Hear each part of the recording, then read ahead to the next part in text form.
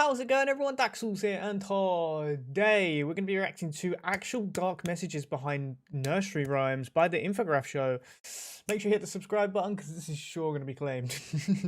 Oh, and if you haven't already, make sure you check out my new channel which I've created, Daxellz React, where I do reactions to movies. We only have Spider-Man on there currently, but we are going to be adding more. Make sure you check that out. Let's get straight into the video.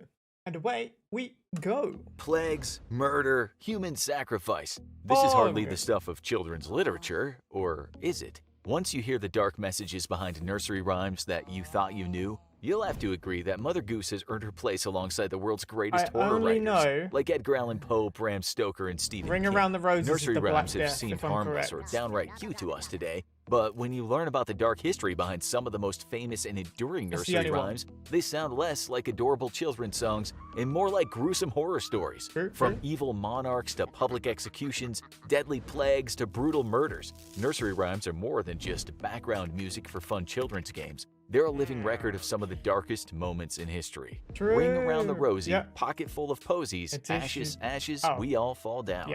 This catchy nursery rhyme from 1881 brings to mind images of adorable children holding hands, singing and dancing in a circle until they all fall down. It may seem like a harmless game, but this fun children's song actually has a very dark story behind it.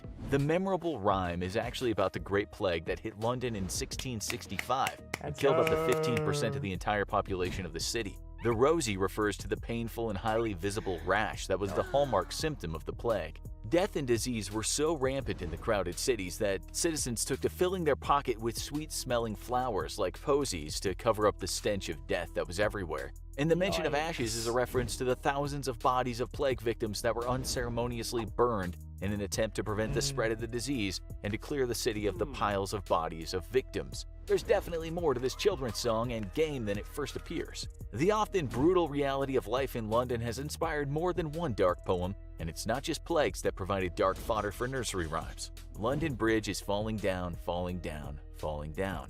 London Bridge is falling down, my fair lady.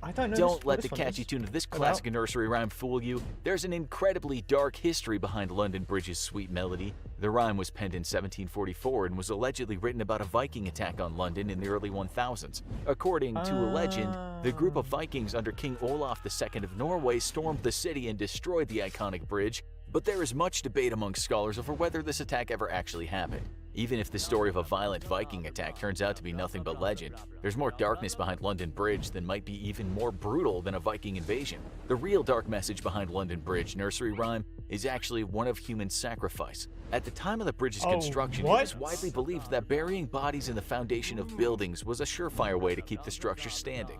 The bodies were thought to add strength to the structure, and the spirits of the dead would also watch over the bridge in death.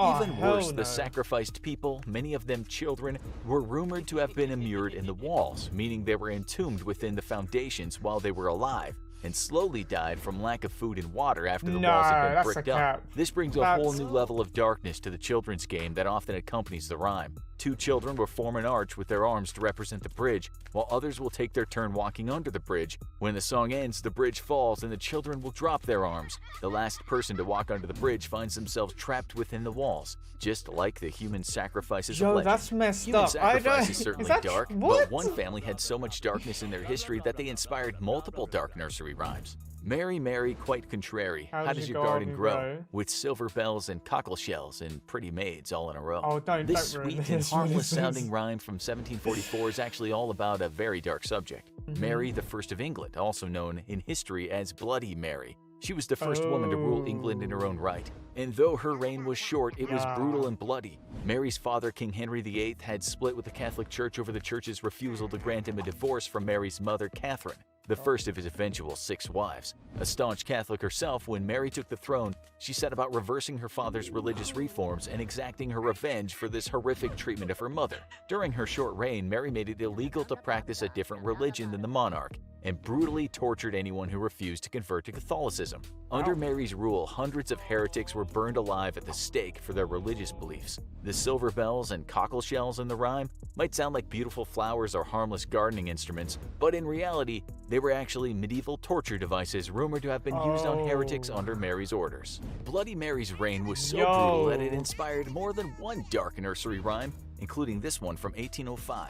Three blind mice. Three blind mice. See how they run. See how they run.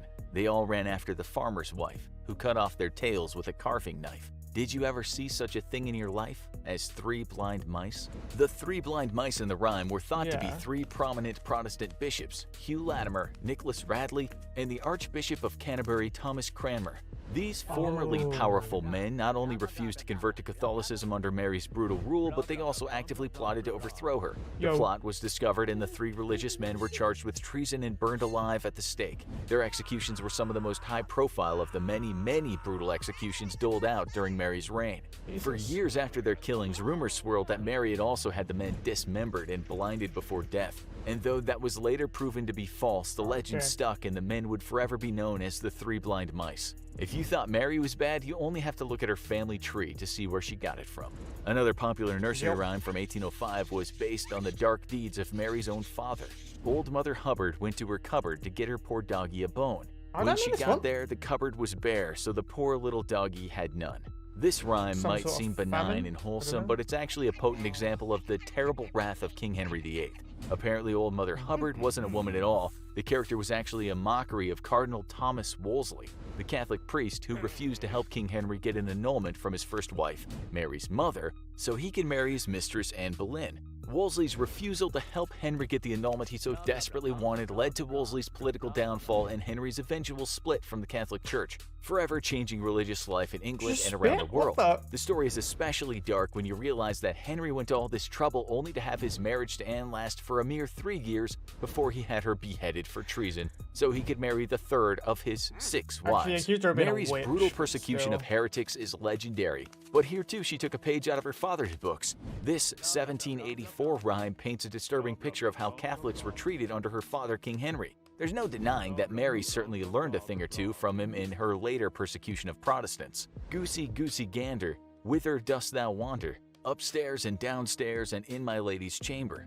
There I met an old man who wouldn't say his prayers. I took him by the left leg and threw him down the stairs. Henry's rage over the Catholic Church's refusal to grant him a divorce played out in a brutal bloody war on the devout Catholics still living in England at the time of its split from the Catholic Church. With persecution of Catholics at an all-time high, many devout Catholics took to creating priests' holes in their homes, small hidden rooms no bigger than a closet where they could hide to have their priests perform Catholic Mass and say their Latin prayers. If caught, they would face torture or even death for their heresy. The narrator in the poem meets an old man who won't say his prayers, which is probably a reference to discovering a hidden Catholic priest who refused to pray in English. The narrator brags about throwing the man down the stairs, a colloquial term for having someone put to death. Henry and Mary are far from the only monarchs to have inspired nursery rhymes with their lurid and sometimes dark deeds. Georgie Porgy putting in pie, kissed the girls and made them cry. When the boys came out to play, Georgie Porgy ran away. The Georgie from this silly-sounding nursery rhyme from 1841 is thought to be a reference to George Villiers, the Duke of Buckingham, and a beloved friend of King James I. The two men were so close, in fact, that Villiers was rumored to actually be James's longtime lover. While there's no hard proof of their romantic relationship, it was certainly no secret that James favored Villiers and showered him with land, titles, and money during his reign. This, combined with Villiers' reputation as a ladies' man who had frequent dalliances with married women, sometimes against their will, earned him the hatred of other men at court and eventually led to him being stabbed to death in a local pub. Naughty royals certainly make good fodder for dark nursery rhymes, but sometimes the real story behind a gruesome rhyme is actually less dark than the rumors that surround it. Jack and Jill went up the hill to fetch a pail of water. Jack fell down and broke his crown, and Jill came tumbling after. This rhyme has long been rumored to be about France's King Louis XVI and his wife Marie Antoinette, who lost their crowns and their heads in the French Revolution of 1793. But the rhyme, written in 1765, actually predates their executions by a good 30 years. Scholars agree that it's more likely about King Charles I's attempt to reform the tax on liquids.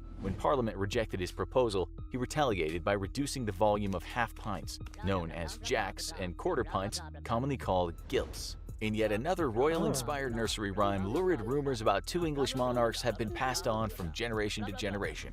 Rock-a-bye baby in the treetop. When the wind blows, the cradle will rock. When the bough breaks, the cradle will fall, and down will come baby, cradle and all. This sweet song is no wholesome lullaby.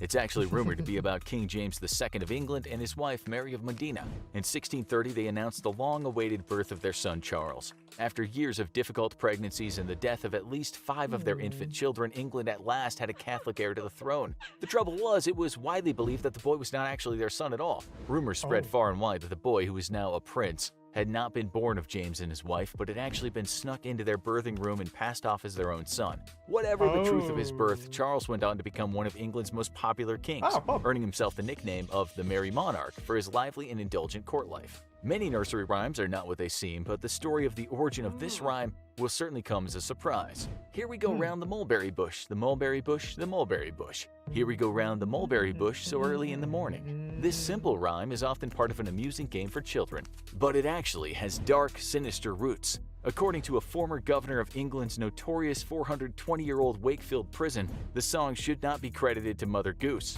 Rather, it was created by the prison's female prisoners in the 1840s. The prisoners took their daily exercise outside under strict supervision, walking round and round a mulberry tree in the prison yard, and they invented the song to liven up their monotonous routine.